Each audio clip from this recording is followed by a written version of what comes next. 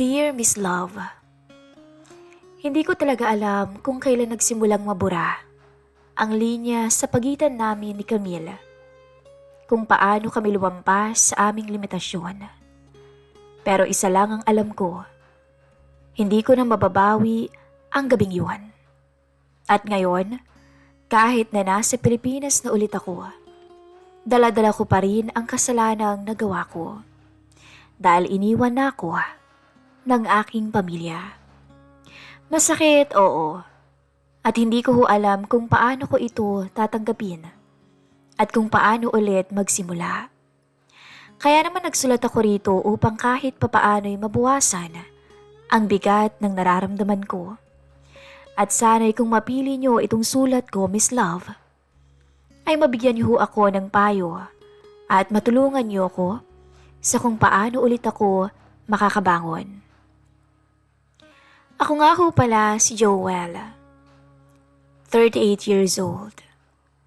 OFW sa Riyadh sa loob ng 6 na taon. Kasal sa asawa kong si Sheila at may 2 kaming anak. Isang nurse ang misis ko at mahigit 1 dekada na rin kaming kasal. Bago ko umalis, masaya ang pamilya ko. Punong-puno ng pangarap at pananalig na makakauwi ako ng ligtas sa pagbabalik ko. Pero tulad ng ibang mag-asawang tinamaan ng layo at lungkot, unti-unting nag-iba ang lahat. O baka ako lang talaga yung nag-iba. Noong una, halos araw-araw ang video call naming mag-asawa. Minsan, doon na nga rin namin pinupunan ang pangangailangan ng isa't isa. Halata ang puyat sa mga mata ng misis ko dahil duty siya ng gabi sa ospital. At sa umaga naman ay asikaso ang mga batang nag-aaral ng high school. Pero never nitong inenda yun sa akin. Kaya naman bilib na bilib talaga ako sa misis ko. Pero Miss Love, hindi ko ho alam kung paano ko napariwara. Dahil nung magkasama kami sa Riyadh nung kumari niyang si Camille, ay nag-iba ang takbo ng lahat. Naging lingguhan na lang ang tawag. Hanggang sa minsan, puro thumbs up na lang. At ingat ka dyan, Han. I love you. Hindi nagtatanong ang asawa ko kung hindi ako nakakapag-reply. Dahil alam kong naiintindihan niyang busy ako. Pero wala siyang kaalam-alam na doon na pumasok si Camille. Si Camille ay 33 years old. Kapitbahay namin sa probinsya. Ninang ng bunso naming si Yana. At bukod pa doon, pinsan siya ng asawa ko. Opo, tama. Kapatid ng biyanan ko, ang ina ni Camille. Simula nung iniwan siya ng asawa niya at muli siyang ng ibang bansa, ay lumipat siya sa Riyadh bilang domestic worker. May isa na siyang anak sa dati niyang asawa at ang nanay niyang si Belen ang nag-aalaga. Isang araw, bigla na lang siyang nag-message. Uy, pare, andito ka rin pala sa Riyadh. May nakita akong Joel B sa group chat natin, ikaw ba yon? Oo mare, ikaw pala to? Mula noon, parang sinadyang pagtagpuin kami ulit ng tadhana. Nagkausap kami sa chat, palitan ng kwento, tungkol sa trabaho, hirap at lungkot dito sa ibang bansa. Hanggang sa naging comfort namin ang isa't isa dito sa may Riyadh. Sa dami ng gabi na pagod ako galing trabaho, si Camille ang kachat ko. Hanggang sa hindi ko na napansin, hindi na pala si Mrs. ang unang tinetext ko pagkagising ko, kundi si Maring Camille na. Nawala yung atensyon ko sa pamilya ko at nabaling yun kay Camille. Hanggang isang gabi, may lakad ang ilang kababayan naming Pinoy. Tinawagan niya ako. Joel, punta ka sa tapat ng park, may salo-salo doon. Wala kang kasama, di ba? Nagkita kami doon at ibang-iba yung pakiramdam. Hindi na siya yung Camille na kilala ko noon na tahimik lang at mainhin. Ngayon, ay may kumpiyansa na siya sa sarili, mas palaban at mas kaakit-akit. Nakamaong lang siya noon at simpleng blouse, pero grabe. Ibang-iba yung dating niya, na para bang hindi ka na dapat lumingon pa sa iba. Tagal mong dumating bungad niya. Traffic Wika ako sa kanya sabay tawa.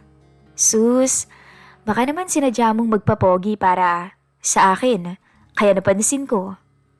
Ay nako, ako pang mag-aayos para sa'yo Pagbibiro ko sa kanya.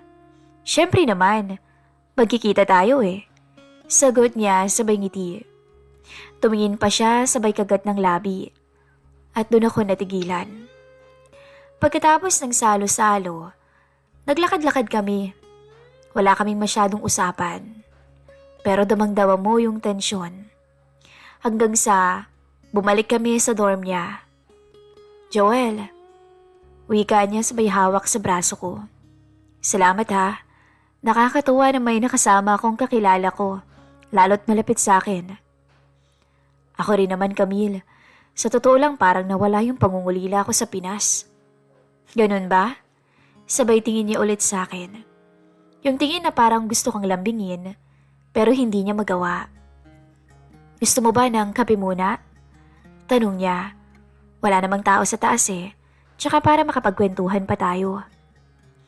Nagkatinginan kami. At ilang segundo akong natigilan. Alam ko ang ibig sabihin ng tanong na yon. Alam ko kung gaano kalapit yun sa bangin. Kape lang Biro ko pa. Oo naman. Ikaw talaga kung ano-anong iniisip mo. Baka mamaya magalit pa si Sheila sa akin. Natawa na lang ako. Sumunod ako sa kanya sa loob. Sa maliit niyang kwarto. Naupo kami sa gilid ng kama.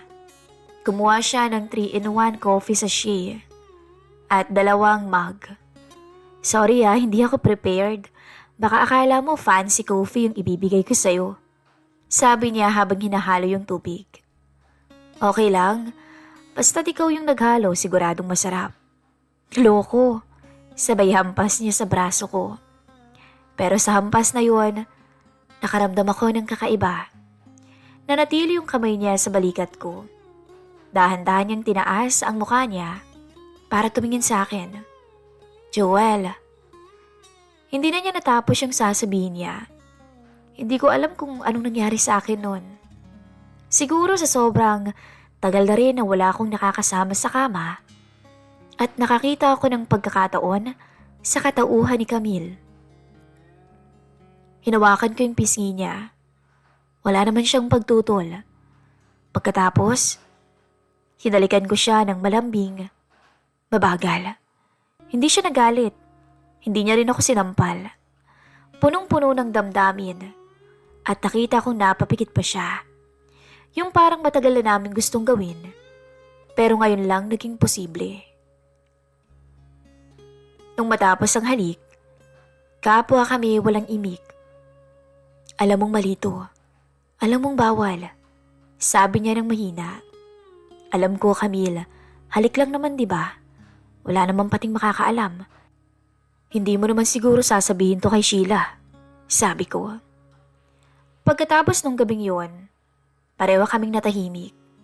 Walang usap kinabukasan. Walang message, kahit simpleng kumusta. Parang kapwa kami naghihintay kung sino ang bibigay. Wala pang nangyayari sa amin. Pero alam ko, malapit na. Hanggang sa hindi na ako nakatiis. Ako na yung naunang nag-message sa messenger niya. Ewan ko ba, hindi ko naisip ang asawa ko, ang mga anak ko. Basta ang naiisip ko lang nun, matikman si Camille. Mare, gising ka pa? Walang sagot mula sa kanya. Sorry sa nangyari Hindi ko sinasadya pero hindi ko naman pinagsisisihan yun. Maya-maya, nag-online siya at biglang nag-type. Bakit ka pa nagsasorry kung di mo rin naman pala pinagsisisihan? Sagot niya. Ngumiti ako kahit ako lang ang mag-isa sa kwarto. Sumagot na rin siya sa wakas. Kasi baka hindi mo ako kausapin ulit eh. Sa totoo lang, kanina ko pa nga hinihintay na mag-message ka eh. Reply niya. Kala ko kasi galit ka. Oo, medyo. Pero sa sarili ko. Kasi pumayag ako. Pero mas galit ako kasi alam mo yun? Gusto ko pa, Joel. Bumigat ang dibdib ko sa huling linya na sinabi niya. Tapos pinatay niya ulit yung online status niya. Gusto kong sumagot agad pero parang wala na akong karapatang pilitin siyang makipag-usap. Kaya naghintay ako ng ilang minuto. Tapos nag-type ako ng direkta. Ako din naman, Camille. Hindi na siya sumagot buong gabi. Pero kinabukasan, pagdilat ng mata ko, may nakita akong bagong message mula sa kanya. Joel, kapag nakita ulit tayo, huwag ka mag-sorry ha. Ayokong mag-sorry ka sa isang bagay na pareho naman nating ginusto. Mula noon, gabi-gabi na kaming nag-uusap, Miss Love. Online ako pero imbis na pamilya ko ang kausap ko, ay si Camille. Walang kaalam-alam ang asawa ko. Naunti-unti ko na pala siyang niloloko. Sa simula, okay lang. Kumustahan pa sa trabaho, anong ulam mo, sinong kasama mo. Pero habang tumatagal, mas lumalim, mas lumalandi, at mas hindi ko na, o mas tamang sabihin, mas hindi na namin kayang itago. Baka magpaligo ka pa sa iba, alam mo namang akin ka na. Ako lang dapat wala nang iba. Pambobola ko sa kanya. Sigurado ka bang ako lang din? Reply niya. Wala nang iba pa, Mari. Simula nung gabing hinalikan kita, ikaw na lang. Minsan nagvi-video call kami habang pareho kaming nakahiga. Punong-puno kami ng tensyon. Hanggang isang gabi, nagkita kaming dalawa. Sa kwarto kung saan naganap ang unang halik. Doon din naganap ang unang pagkakasala namin. Tama po, may nangyari sa amin ni Camille. Isang kaganapan na pareho naming ginusto. Masarap? Oo. Pero matapos nun, bigla ko nalang naisip ang pamilya ko. Ang asawa ko. Makakaya ko bang mawala sila? Nagkaroon bigla ng tanong sa isipan ko, pero mabilis ko rin yung binura. Hindi naman nila malalaman eh. Wala namang ibang makakaalam, kundi kaming dalawa lang ni Camille. Nasa bahay ako nang makatanggap ako ng message galing kay Camille. Hindi ako nagsisisi, Joel, pero ayokong ako yung dahilan kung bakit masisira ka sa pamilya mo. Wika niya. Ako ang pumili nito, Mari. Tsaka wala namang makakaalam, di ba? Maraming beses, Miss Love, na nagpakasasa kaming dalawa. Halos hindi ko nga naisip ang asawa ko sa Pinas. Halos 4 na buwan kaming nagkaroon ng lihim na ugnayan ni Camille.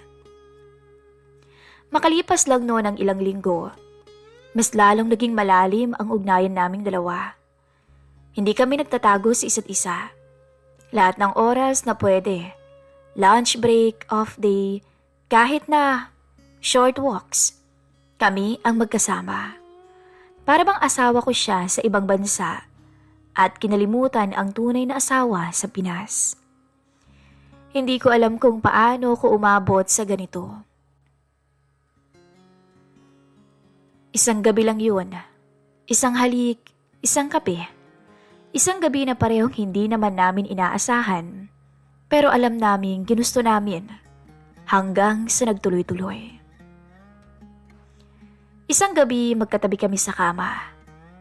Joel, bulong niya, iniisip mo rin ba ako kapag hindi tayo magkasama? Tanong niya. Oo naman, Camille. Ikaw nga ang laman ng isip ko gabi-gabi eh. Ganon din ako eh.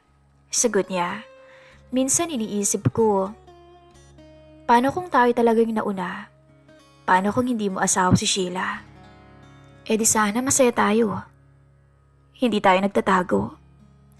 Alam mo, gusto kong ipagsigawan ka, Joel. Pero bawal, di ba? Tama, bawal. Sagot ko, kasi alam mo kung anong mangyayari sa atin. Ilang linggo pa ang lumipas. Lalo kaming naging malapit, na para bang may sariling mundo kami sa dayuhang bansa na yon. May mga code names pa nga kami. Gumagamit ako ng ibang account. Baka kasi mamaya, buksan ng misis ko ang messenger ko. Lahat ginawa ko para lang maitago ang mga kalokohang ginagawa ko. Araw ng linggo. Tahimik lang siya. Tulog sa balikat ko habang nakabalot ng kumot. Pinagmamasdan ko yung mukha niya. Payapa, pagod, at may bahid ng kasiyahan. Ako naman, hindi ko alam ang pakiramdam ko. Para ba akong nasa pagitan ng langit at apoy.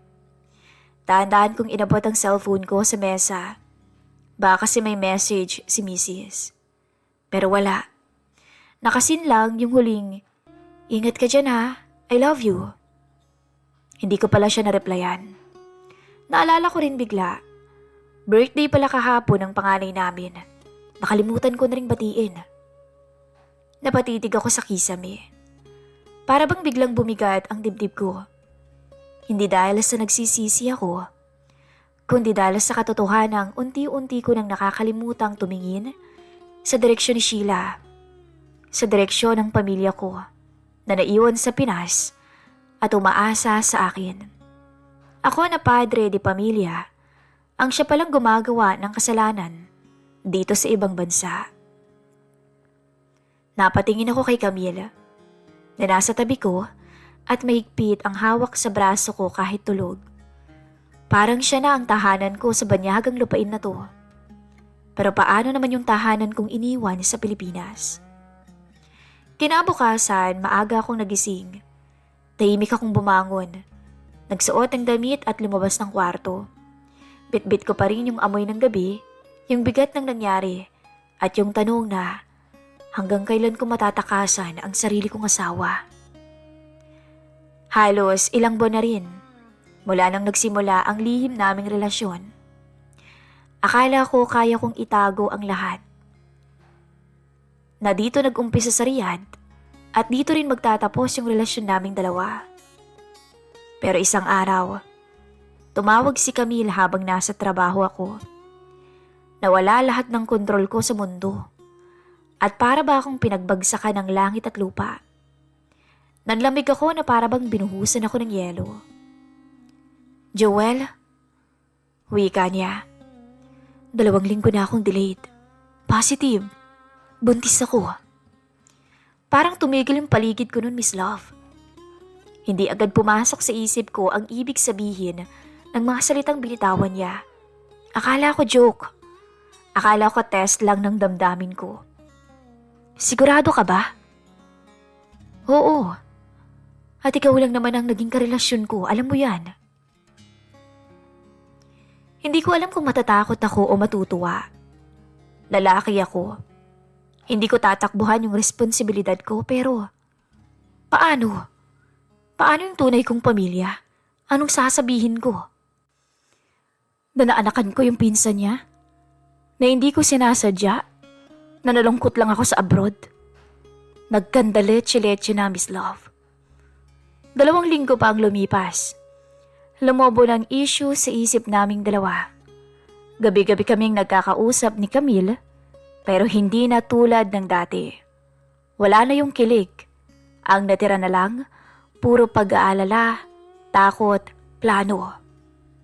Malapit na akong umuwi, Joel.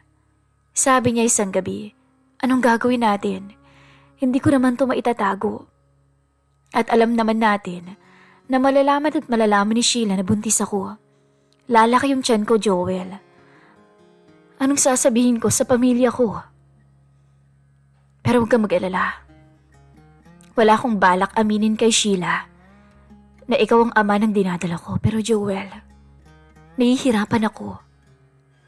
Pagdating niya sa Pilipinas noon, kinabukasan nakita ko na nandun siya agad sa bahay namin. Wala ako, oo, pero ang masakit, Nakita ko yung litrato na pinost ni Mrs. sa Facebook niya. Nakangiti silang dalawa. Si Camille ang may hawak sa anak namin. Si Mrs. ay masayang masaya. Walang kaalam-alam. May caption pa si Sheila na, "Buti nakauwi ka na. Ang tagal nating hindi nagkita. Miss na miss ka na talaga ng inaanak mo." Hindi ko alam kung matatawa ko o mahuhulog ang puso ko sa sahig. Ang babaeng pinagkakatiwalaan niya, dala-dala pala ang isang anak mula sa kanyang asawa. Gabi na nang mag-message si Camille. Hindi ko alam kung kakayanin ko to, Joel. Niyakap ko yung anak mo. Nagkwentuhan kami ni Sheila. Pero sa bawat salita niya, naririnig ko kung gaano ka na niya kamiss. Kung gaano na sila nananabik sa'yo. Alam ko, sorry, hindi ko rin alam kung ano tong pinasok natin eh. Gusto kong umiyak. Pero wala akong karapatang umiyak sa harapan niya. Wala akong karapatang magselos sa kanya dahil siya yung tunay.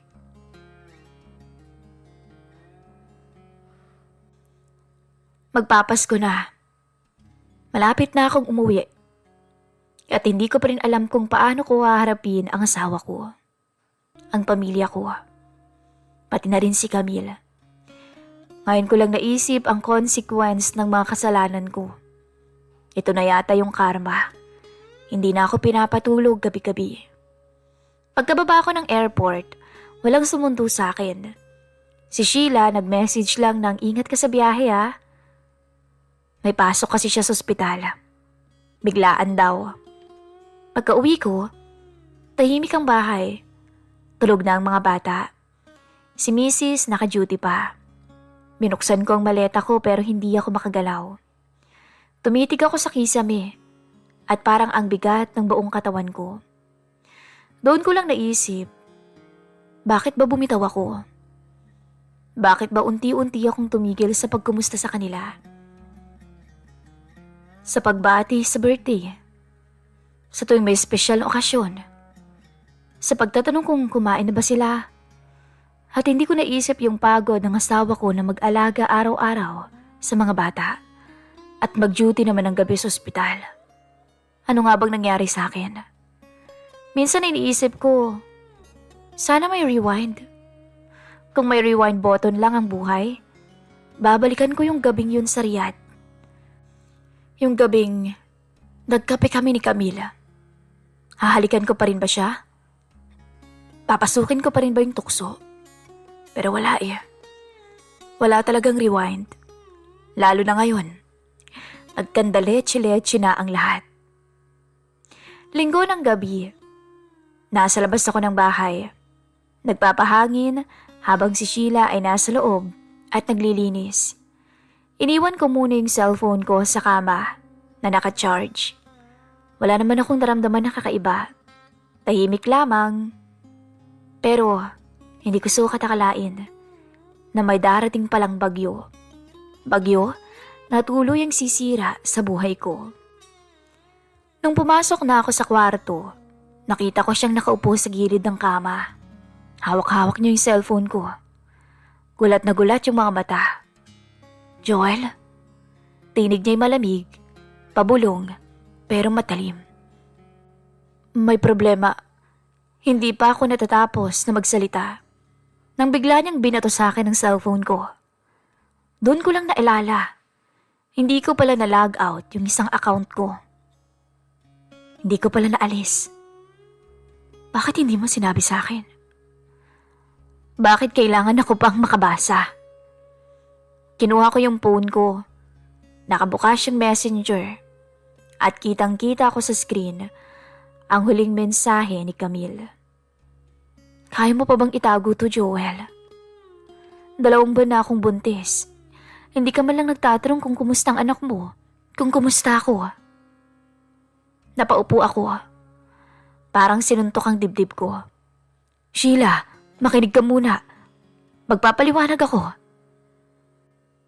Matagal na akong nagtitiis, Joel. Matagal ko nang nararamdaman na parang may mali sa'yo. Pero umaasa ako na hindi mo sisirain ang pamilyang meron ka. At ngayon, Mababasa ko yan. Ganun na lang ba kababang tingin mo sa akin? Naluha na siya, pero hindi naman siya yung umiiyak ng sobra. Ibang iyak to. May galit, puot, at pagkadurog. Hindi iba sa akin si Camille. Alam mo yan, Joel. Paano mo nagawang sirain yun? Hindi ko naman sinasadya eh. Nagkamali ako, oo, pero mahal pa rin kita, Sheila. Nagkamali lang ako. Hindi sinadya? Pucha naman, Joel. Pinuntis mo na nga eh. Hindi mo pa rin ba sadya? Anak ang bunga ng pagkakamali mo. At itatago mo pa sa akin ang mga anak natin. Hindi mo man lang ba naisip habang ginagawa mo yung kababuyan ninyo? Akala ko kasi kung di ko sasabihin, walang gulo. Hindi ka masasaktan. Hindi ako masasaktan. Pamilya natin yung sinira mo, Joel. At hindi lang puso ko yung tinadyakan mo, pati dignidad ko. Natahimik ako. Hindi ko na may pagtanggol yung sarili ko. Wala na eh. All outs na. Akala mo, okay lang sa akin. Kasi mahal kita. Oo, mahal kita. Pero ayoko na. Pagod na ako. Pero Sheila, bigyan mo naman ako ng tama na. Kung araw-araw kitang makakasama, araw-araw ko rin maiisip kung anong ginawa niyo ni Camille sa abroad. Hindi ko alam kung ano ang mas mabigat. Ang posibilidad ba na iwanan niya ako o yung katotohanang sobra ko siyang nasaktan. Siya na maunawain, pinakamatatag, ay nakahanda ng alisin ako sa kanyang buhay. Umalis ka muna. Hindi kita kayang titigan ngayon. Sheila naman, pakiusap. Huli na yan. Hindi mo ako pinili nung kailangan mo kong piliin. Ngayon, huwag mong asahang pipiliin kita. Ilang araw na mula nung umalis ako ng bahay, nung pinalayas niya ako. Nakatuloy ako ngayon sa apartment ng kumpare ko. Hindi ko naman masabi sa kanya yung buong kwento dahil nahihiya ako. Wala akong mukhang maipakita kahit kanino. Tumigil na rin sa pag-chat si Camille. Hindi ko alam kung dahil ba nalaman na ni Sheila ang nangyari o dahil ayaw na rin niyang guluhin ako. Kumalat na kasi sa barangay ang balitang ako ang ama ng pinagbubuntis ni Camille. Iba't ibang bersyon ang mga naririnig ko pero wala na akong pakialam. Minsan iniisip ko nga, sana hindi na lang ako umuwi. Baka mas mabuti pang naiwan na lang ako dun sa Riyadh. Dala-dala ko yung lihim kesa ngayong sira na ang pamilya ko. Paano ko enjoyin yung bakasyon ko ngayon? Kung ito naman yung nangyari, paano na lang yung masaya naming Pasko kung sinira akong pamilya ko? Ilang linggo pang lumipas, hindi na kami nagkabalikan ni Sheila. Nandito pa rin ako sa apartment, dumadalaw sa mga bata, pero hindi niya ako pinapapasok sa bahay. Hindi niya raw ako kayang harapin. Gabi-gabi, tinitingnan ko ang litrato naming mag-anak sa phone ko. Masaya kami noon at ang asawa ko ay napakaganda ng ngiti na hindi ko na makikita pa sa ngayon. Sa kasalukuyan, Miss Love, nandito ulit ako sa Riyadh.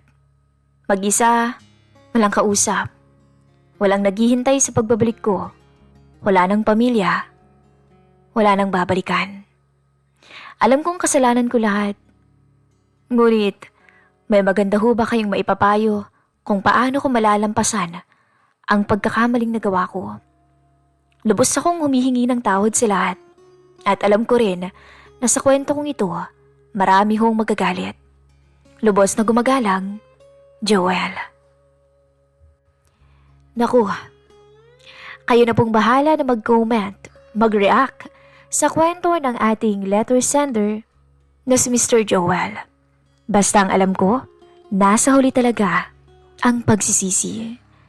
Maraming salamat po Mr. Joel sa pagbahagi ng inyong kwento sa ating programa. Muli, ako po ang inyong lingkod, Miss Love.